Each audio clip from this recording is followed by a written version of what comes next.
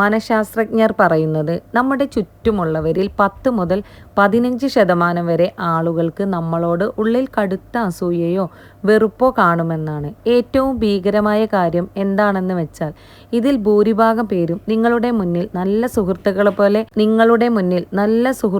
പോലെ അഭിനയിക്കുന്നവരായിരിക്കും. നിങ്ങളെ ഉള്ളുകൊണ്ട് വെറുക്കുന്ന എന്നാൽ പുറമെ സ്നേഹം നടിക്കുന്ന ഇത്തരം ഫേക്ക് മനുഷ്യരെ തിരിച്ചറിയേണ്ടത് നിങ്ങളുടെ മനസ്സമാധാനത്തിന് ഇപ്പോൾ വളരെ അത്യാവശ്യമാണ്.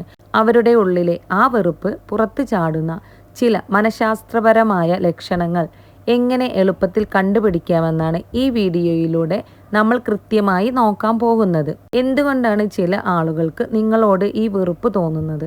അതിന് പ്രധാനമായും 2 കാരണങ്ങളാണ് ഉള്ളത്. അവരുടെ ഉള്ളിലെ പ്രശ്നങ്ങളും അവരുടെ പുറമേയുള്ള സാഹചര്യങ്ങളും. അവരുടെ ഉള്ളിലെ പ്രശ്നങ്ങൾ എന്ന് വെച്ചാൽ അവർക്ക് സ്വന്തം ജീവിതത്തിൽ വിജയിക്കാൻ കഴിയാത്തതിൻ്റെ വലിയൊരു നിരാശയുണ്ടാവും. നിങ്ങൾ വളരുന്നത് കാണുമ്പോൾ അവരുടെ ഉള്ളിലെ ആ അപകർഷതാബോധം നിങ്ങളോടുള്ള വെറുപ്പായി മാറുകയാണ് ചെയ്യുന്നത്. പുറമേയുള്ള സാഹചര്യം എന്താണെന്ന് വെച്ചാൽ മറ്റുള്ളവരുടെ മുന്നിൽ നിങ്ങൾക്ക് കിട്ടുന്ന അംഗീകാരവും പ്രശംസയുമാണ്. ഇത് അവരിൽ വലിയ അസൂയ ഉണ്ടാക്കുന്നു. ഇതൊരു ചെറിയ ഉദാഹരണത്തിലൂടെ ഞാൻ പറയാം. നിങ്ങൾ ഒരു ഓഫീസിലോ കോളേജിലോ പുതിയൊരു നല്ല ഫോണോ ബൈക്കോ വാങ്ങിക്കൊണ്ടുവരുന്നു എന്ന് വിചാരിക്കുക. നിങ്ങളെ ശരിക്കും സ്നേഹിക്കുന്നവർ അത് കണ്ട് ഒപ്പം സന്തോഷിക്കും. എന്നാൽ നിങ്ങളെ ഉള്ളുകൊണ്ട് വെറുക്കുന്ന ഒരാൾ ആ വണ്ടിയുടെ മൈലേജിനെ കുറിച്ചോ അല്ലെങ്കിൽ ആ ഫോണിനെ കുറിച്ച് പോരായ്മകൾ പറഞ്ഞോ മാത്രം സംസാരിക്കും. നിങ്ങളുടെ സന്തോഷം കെടുത്തുക നിങ്ങളുടെ സന്തോഷം ഇല്ലാതാക്കുക എന്നത് മാത്രമാണ് അവരുടെ പ്രധാന ലക്ഷ്യം. അവർ ഒരിക്കലും നിങ്ങളുടെ നേട്ടങ്ങളെ പൂർണ്ണ മനസ്സോടെ അംഗീകരിക്കുകയില്ല. ഒന്നാമത്തെ പോയിന്റ്, ബാക്ക് ഹാൻഡ് കംപ്ലൈന്റ്. ഇങ്ങനെയുള്ളവർ നിങ്ങളെ നേരിട്ട് കുറ്റം പറയില്ല. പകരം പുകഴ്ത്തൽ എന്ന വ്യാജേന നിങ്ങളെ മാനസികമായി തളർത്താൻ ഇവർ ശ്രമിക്കും. ഉള്ളിലെ വെറുപ്പ് പുറത്ത് ചാടാതിരിക്കാൻ അവർ വാക്കുകളിൽ വിഷം കലർത്തുകയാണ് ചെയ്യുന്നത്. ഉദാഹരണമായി, നീ ഈ പരീക്ഷ ജയിച്ചില്ലേ, നിനക്ക് ഇത്രയും മാർക്ക് കിട്ടുമെന്ന് ഞാൻ ഒട്ടും വിചാരിച്ചില്ല, ഭാഗ്യം തുണച്ചു എന്ന് പറയുമ്പോൾ അവർ നിങ്ങളുടെ കഠിനാധ്വാനത്തെ തരം താഴ്ത്തി കാണിക്കുകയും അത് വെറും ഭാഗ്യം കൊണ്ട് കിട്ടിയതാണെന്ന് വരുത്തി തീർക്കുകയുമാണ് ചെയ്യുന്നത്. രണ്ടാമത്തെ പോയിന്റ്, ബോഡി ലാംഗ്വേജിലെ മാറ്റങ്ങൾ.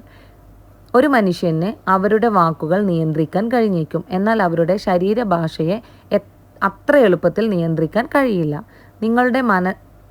നിങ്ങളുടെ മനസ്സ് കുറച്ചൊന്ന് ശ്രദ്ധിച്ചാൽ അവരുടെ കള്ളത്തരം പിടിക്കാൻ പറ്റും. നിങ്ങളൊന്ന് അവരെ മനസ്സ് വെച്ച് ശ്രദ്ധിച്ചാൽ അവരുടെ കള്ളത്തരം പിടിക്കാൻ പറ്റും.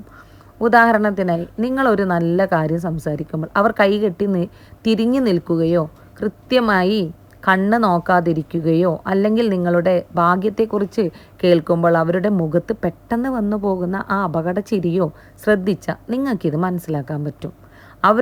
അവരുടെ വായ ചിരിക്കുമെങ്കിലും കണ്ണുകൾ ആ സന്തോഷം കാണിക്കില്ല.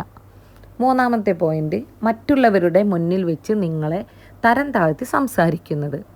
തനിച്ചിരിക്കുമ്പോൾ അവർ നിങ്ങളോട് വളരെ നന്നായി സംസാരിക്കും, കമ്പനി കൂടും, തമാശകൾ പറയും, ചിരിക്കും. എന്നാൽ 4 ആൾ കൂടുന്നിടത്ത് നിങ്ങളെ തമാശ രൂപേണ അവർ കളിയാക്കും. നിങ്ങളുടെ വിലയിടിക്കാനും അവർ പലപ്പോഴും അവസരം പാർത്തിരിക്കും. അവരുടെ മുന്നിലെല്ലാം നിങ്ങളെക്കുറിച്ച് പണ്ട് കഴിഞ്ഞ കാര്യങ്ങളോ അല്ലെങ്കിൽ നിങ്ങളുടെ ചെറിയ ചെറിയ പോരായ്മകളോ പറഞ്ഞ് നിങ്ങളെ താഴ്ത്തിക്കെട്ടാൻ ശ്രമിക്കും. ഉദാഹരണം, ഒരു ഗ്രൂപ്പായി നമ്മൾ സംസാരിക്കുമ്പോൾ നിങ്ങളുടെ പഴയ വല്ല പരാജയങ്ങളോ അല്ലെങ്കിൽ നിങ്ങളുടെ ശരീരപ്രകൃതിയെക്കുറിച്ചോ ഒരു തമാശ പോലെ പറഞ്ഞ് മറ്റുള്ളവരെ ചിരിപ്പിക്കാൻ അവർ ശ്രമിക്കും. നിങ്ങൾ അതിന് ദേഷ്യപ്പെട്ടാൽ, ഞാൻ ചുമ്മാ തമാശക്ക് പറഞ്ഞതല്ലേ, നിനക്ക് ഇത്രക്ക് ദേഷ്യം വരാൻ എന്തായിരുന്നു എന്ന് പറഞ്ഞ് അവർ വീണ്ടും നിങ്ങളെ കുറ്റക്കാരാക്കും. കഴിഞ്ഞ കുറച്ച് ദിവസങ്ങളായി നിങ്ങളുടെ ഏതെങ്കിലും സുഹൃത്തോ സഹപ്രവർത്തകനോ നിങ്ങളോട് പെരുമാറിയ രീതി ഒന്ന് ഓർത്തു നോക്കൂ. ഞാൻ ഈ പറഞ്ഞ 3 ലക്ഷണങ്ങളിൽ ഏതെങ്കിലും ഒന്ന് അവർ സ്ഥിരമായി കാണിച്ചിട്ടുണ്ടോ എന്ന് ചിന്തിക്കുക.